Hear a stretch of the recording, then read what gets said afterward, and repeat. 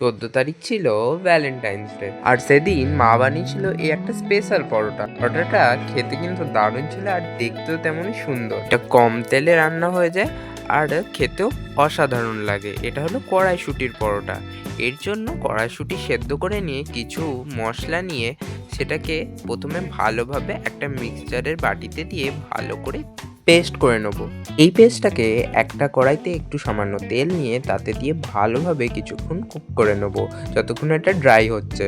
তো হয়ে গেল পুর। দইয়ের জন্য নিয়েছি আটা, তাতে নিয়েছি লবণ আর হলুদ গুঁড়ো। এটাকে ভালো করে মেখে নিয়ে লেচি করে নেব। লেচিগুলোকে ধীরে ধীরে পাতলা করে নিয়ে এর মধ্যে এক এক করে কড়াইশুঁটির পুরটা দিয়ে ভালোভাবে চেপে বন্ধ করে দেবো। দিয়ে এটাকে আরেকটু পাতলা করে নিয়ে এক এক করে সবকটা লেচি বেলে নেব। আপনারা এই রান্নাটা করে অবশ্যই কমেন্টে জানাবেন যে কেমন হয়েছে।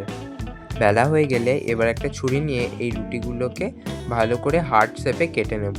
হালকা তেল বুলিয়ে এটাকে সেঁকে নামিয়ে নেব। এটাকে আপনি যে কোনো রকমের তরকারি বা এমনকি এমনিও খেতে পারেন, অসাধারণ লাগে। এরকম আরও ভিডিওর জন্য অবশ্যই সাবস্ক্রাইব করবেন ইচ্ছে মতো রান্নাকে। এখনই করে নিন, নয়তো ভুলে যাবেন।